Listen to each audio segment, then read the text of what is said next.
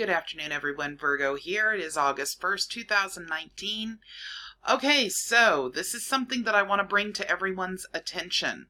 Everyone that is watching, all of you that are looking out at what's going on with the Moorish movement. This is a video that was visited by one of my subscribers yesterday. The name of the video is Moorish American Nationals Weaponized Peace Personam Jurisdiction Statement. This seems like a bigger deal than it really is. All this really is a statement that's been made up by a so-called fake Moorish judge, and they are claiming that if you read this statement, no matter what reason you've been arrested for, you are required to be released, and because they are the nationality that they claim to be, that the courts must listen and release you. She even goes on to claim in her comment in the comment section that she has used this in order to be released. Let's take a look at a couple of different things. One thing that I want to look at is what personam jurisdiction, meaning personal jurisdiction, actually is. And it means something different slightly based on what type of case it is. So a civil case, what personam jurisdiction is for civil cases is different than a criminal case. Okay, so I'm going to take you over to the actual meaning of personam jurisdiction. This is in civilprocedure.uslegal.com. Personal jurisdiction is the court's authority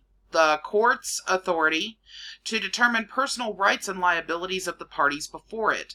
Under personal jurisdiction, the court has the power to decide matters of a particular defendant in personam jurisdiction or an item of property in rem jurisdiction.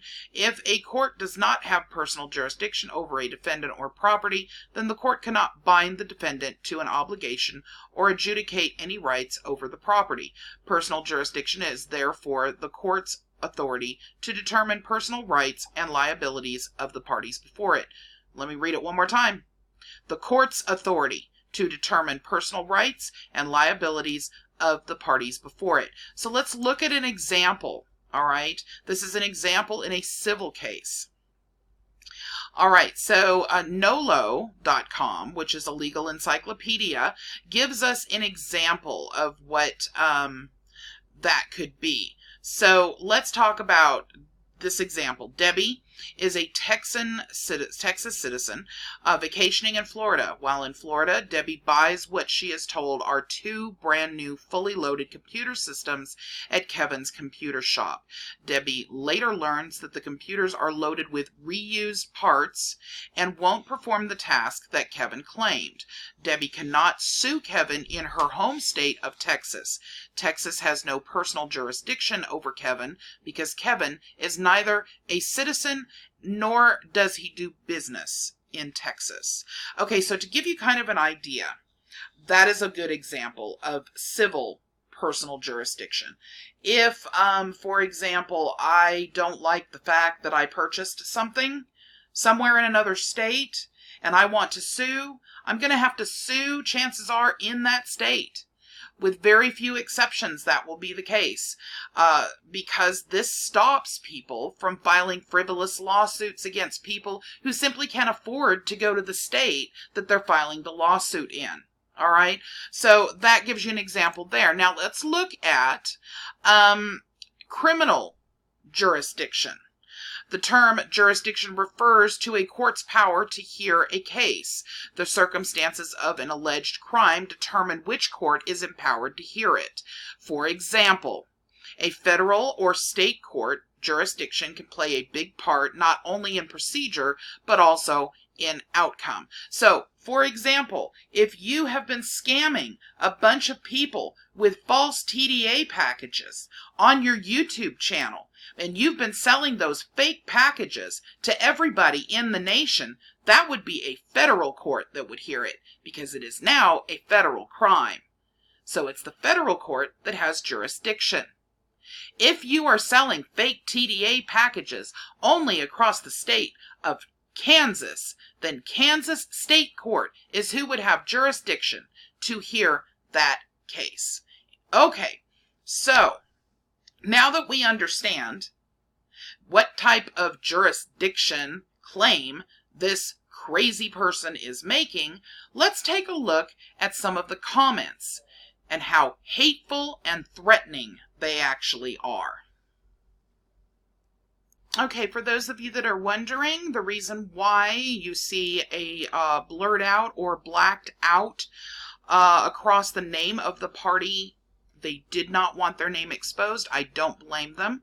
These people are very ugly, nasty, and threatening, and I don't blame them for not wanting to have their name out there on a video. So I have removed it. However, I have left Light Tajiri Bay and her comments untouched because it is the channel that I just pointed you guys to. Okay, so my subscriber, confused at what she just witnessed, says, Light Bay, you are giving bad information that will cause people to be arrested. The response from Light Bay is, I had been detained when this process worked, and I was set free. We know that it works. It is those that do not know that demonstrate personam jurisdiction that are arrested, as well as those foreign modern European citizens who cannot use their nationality to invoke personam jurisdiction because they do not have one, is what the ending of that read. Then she asks my subscriber, who or what is your nationality? My subscriber answers and says, Choctaw. On to the next slide. To which Light Bay responds, that is not a nationality.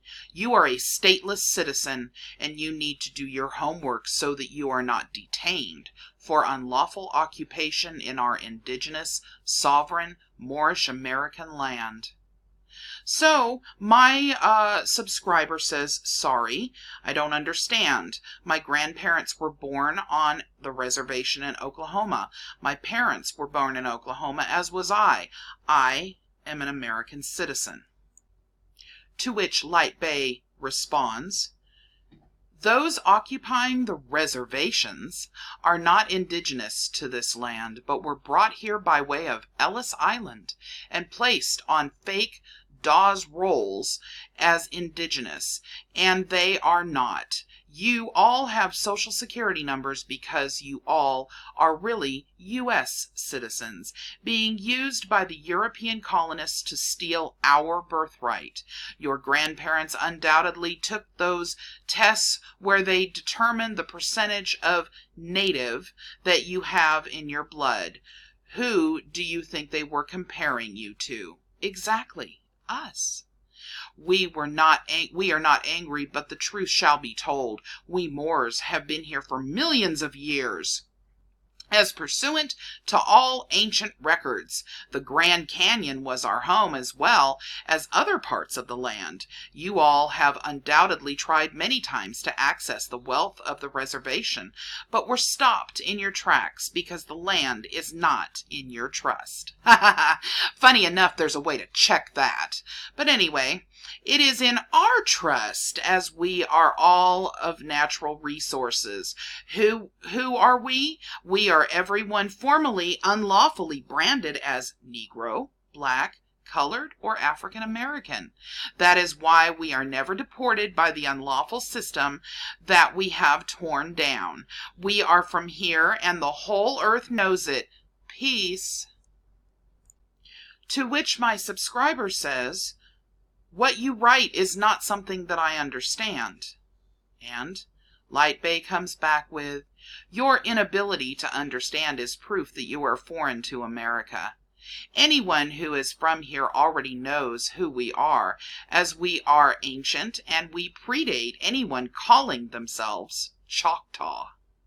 You are advised to be prepared to affirm your allegiance to the Moorish American flag and government, or face deportation back to where your grandparents' parents came from, which is Europe.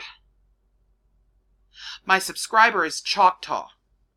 Her grandparents were born on a Choctaw reservation in Oklahoma.